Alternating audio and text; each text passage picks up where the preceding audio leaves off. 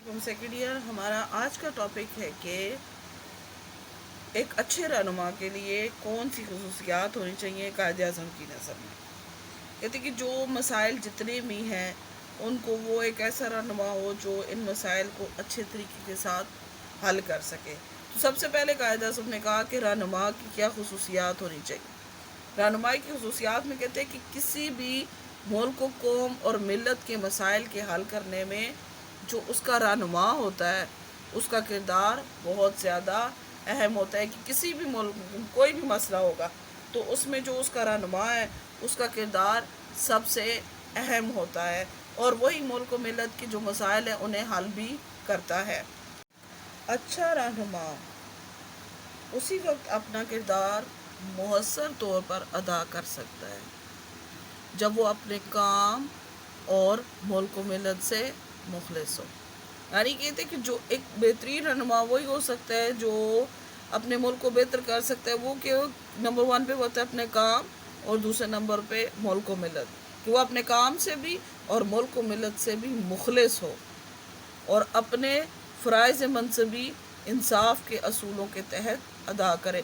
کہ جو اس کے ذمے اس کے ڈیوٹیز ہے اس کو وہ انصاف کے اصولوں کے تحت ادا کرے. چونکہ رہنما پورے ملک و قوم کا سربراہ ہوتا ہے. جو رہنما ہوتا ہے وہ پورے ملک و قوم کا سربراہ ہوتا ہے. لہٰذا اس کو اپنے ذاتی خاندانی اور گروہی مفادات کو پس پشت ڈالنا پڑتا ہے. کہ اسے اپنا صرف اپنی جو قوم ہوتی ہے اپنا جو ملک ہوتا ہے وہ اس کو مقدم ہوتا ہے بنسبت اس سے کہ وہ اپنے ذاتی خاندانی اور گروہی مفادات کو ترجیح دے. تو ایک اچھے رہنما کے لیے یہ ضروری ہوتا ہے کہ وہ اپنے قوم اور ملک کو پہ جو ہے اپنے جتنے بھی گروہی اپنے خاندانی اور ذاتی مفادات ہیں انہیں پس پش ڈال دے اور ہمیشہ ملکی مفادات کو ترجیح دے. کہ وہ اپنے جو ذاتی مفادات ہیں اس کے اوپر ملکی مفادات کو ترجیح دے.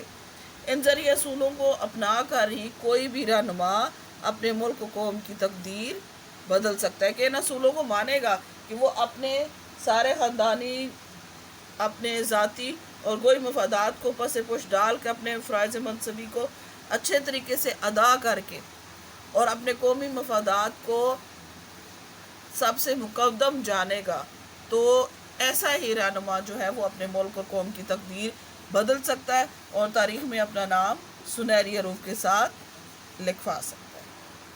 نمبر 2 پہ آ جاتے جی گفت و شنید و مراد. گفت و شنید کہتے ہیں کہ دنیا کے کسی بھی مسئلے کا حل کوئی بھی چاہے مسئلہ ہونا وہ گفت و شنید یعنی بات چیت کے ساتھ ممکن ہے. بلکہ ہر مسئلے کا حل گفت و شنید میں ہی پنہا یعنی چھپا ہوا ہے. کہ کوئی ایسا مسئلہ نہیں ہے جسے گفت و شنید کے ذریعے بات چیت کے ذریعے حل نہ کیا جا سکے.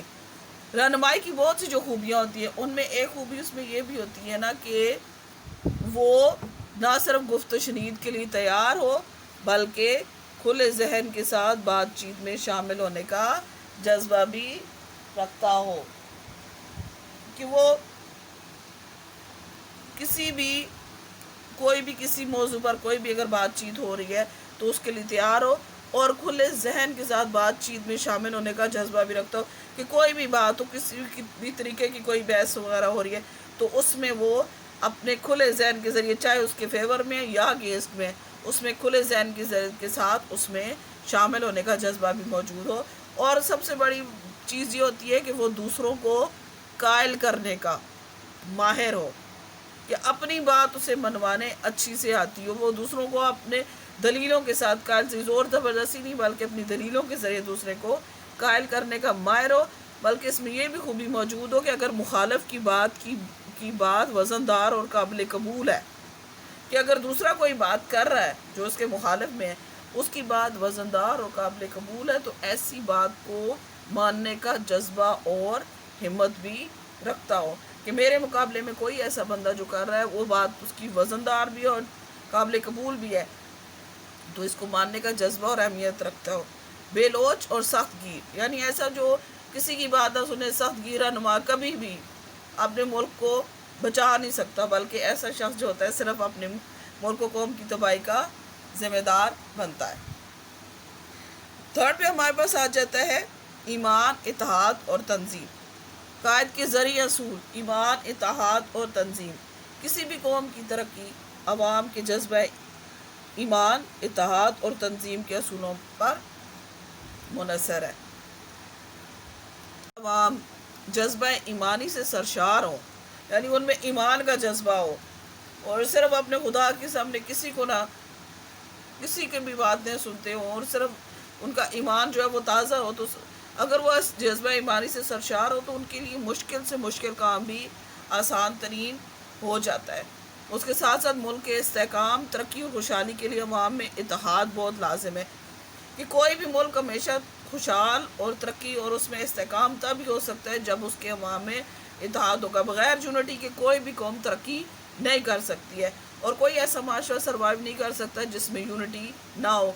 इसलिए इत्तेहाद जो होता है वो सबसे लाजिम चीज़ है कि किसी मुल्क के जोड़ने में, उसके तरक्की करने में और खुशहाली के लिए अवाम में इत्तेहाद बहुत लाजिम है। अगर अवाम में इत्तेहाद है तो लोग रूबाए तो मुल्क जो है आपका तरक्की करेगा, वरना जवाल उसका मुकद्दर बन जाएगा। अगर कोई भी कौम ऐसी है जिसमें इत्तेहाद नहीं है तो वो कभी भी सर्वाइव नहीं कर सकती है। इसी तरह थर्ड नंबर पे कहते हैं कि तंजीम के बगैर कोई काम ढंग से सर अंजाम पाना मुश्किल है।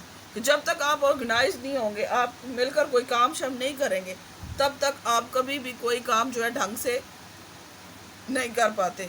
किसी मुल्क की तरक्की में इन तीन ज़री असूलों का अहम किरदार है।